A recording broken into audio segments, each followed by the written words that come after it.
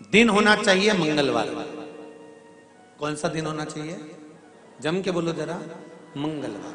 श्री शिवाय नमस्तुभ्यम दोस्तों, जैसा कि आप लोग जानते हैं 11 जून 2024 दिन मंगलवार को है, पंचमी तिथि है। इसलिए दोस्तों, पंडित जी अपनी कथा में कहते हैं इस दिन एक धतूरे वाला यह उपाय आप सभी लोगों को जरूर करना चाहिए। बहुत लोगों ने यह उपाय करना शुरू भी कर दिया है, लेकिन कुछ लोगों को अभी यह उपाय समझ में नहीं आया है, जिस कारण से वह लोग अभी तक यह उपाय नहीं कर पाए हैं। तो चलिए दोस्तों, उपाय को शुरू करते हैं। यह दिन इतना खास होता है, इतना महत्वपूर्ण होता है कि जो बड़े बड़े पूजा पाठ अनुष्ठानों से मनोकामना पूर्ण नहीं होती है, वह मनोकामना यह छोटे से उपाय करने से पूर्ण हो जाते हैं। और बहुत सारे लोगों ने यह उपाय किया भी है और उन्हें इस उपाय को करने का फल मिला भी है। अगर आप लोग तो पहले इस उपाय को अच्छे से सुन लेना, समझ लेना, और करने से आपको इस उपाय का फल जरूर मिलेगा। आपके घर में किसी भी प्रकार की दुख समस्या क्यों न चल रही हो और आपको उसका कारण भी नहीं पता है, उसका कुछ भी कारण हो सकता है, जैसे पितृदोष हो सकता है, मंगल दोष हो सकता है, और भी कई प्रकार के दोष होते हैं। पर आपको इस उपाय को करने के लिए किसी भी दोष का पता लगाने की भी जरूरत नहीं है। तो दोस्तों, हम सबसे पहले समझते हैं यह उपाय करना किसको है। यह उपाय मनोकामना पूर्ति के लिए या आपके जीवन में जो दुख परेशानियां दूर करने के लिए, या आपके जीवन में कोई बड़ा कार्य है जो नहीं हो पा रहा है, यह उपाय उसके लिए कर सकते हैं। तो सीधी सी बात यह है कि यह उपाय आप अपनी किसी भी मनोकामना की पूर्ति के लिए कर सकते हैं।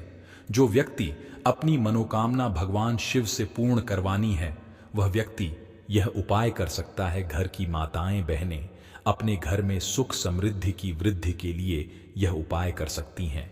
घर में जो माताएं बहनें होती हैं, वह घर की लक्ष्मी होती है, और वह जब भी कोई विशेष उपाय करती हैं तो उसका फल बहुत ही जल्द प्राप्त होता है। अन्यथा कोई भी व्यक्ति इस उपाय को कर सकता है।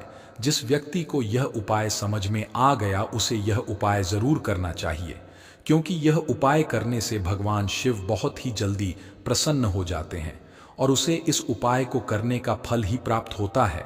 तो दोस्तों, अब हम जानते हैं यह उपाय हमें करना कैसे है और इस उपाय को करने का समय क्या है, आप लोगों को बता दें।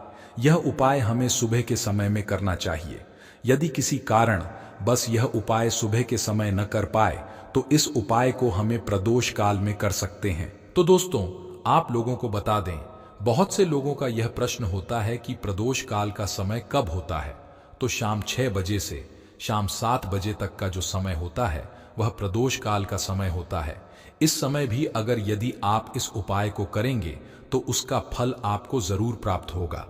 दोस्तों, अब हम समझते हैं कि यह उपाय हमें कैसे करना है और उपाय करते समय हमें किन किन बातों का ध्यान रखना है। तो चलिए वीडियो को शुरू करते हैं। चैनल पर नए हैं भोले बाबा के सच्चे भक्त, तो वीडियो को लाइक और चैनल को सब्सक्राइब करें। पंडित जी अपनी कथा में कहते हैं, बात बहुत ध्यान से सुनिएगा। विवाह, शादी,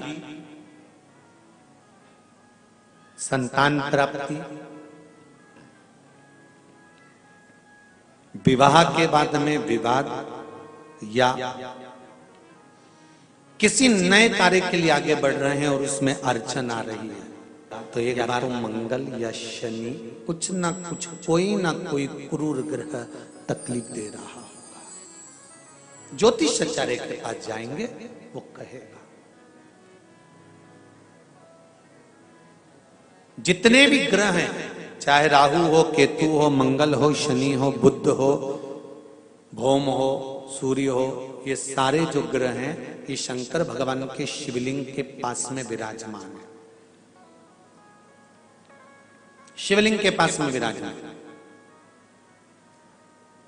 कभी मौका मिल जाए, विवाह शादी में देरी हो रही हो, या कोई नया कार्य चालू कर रहे हो उसमें देरी हो रही हो, या कोई सर्विस के लिए, नौकरी के लिए जा रहे हो और वो कार्य नहीं हो रहा हो, तो एक धतूरा, केवल एक धतूरा उस धतूरे को फोड़कर उसके अंदर का फल निकालकर उस फल को शिवलिंग पर चढ़ाकर 1 लोटा जल शंकर भगवान को समर्पित कर आइए।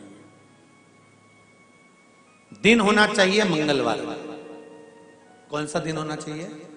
जम के बोलो जरा, मंगलवार का समर्पित करो। उसके बाद में आप विवाह के लिए अगर समर्पित करे हैं तो विवाह में देरी नहीं होगी। व्यवसाय और व्यापार के लिए या नौकरी के लिए समर्पित करे हैं तो उसमें देरी नहीं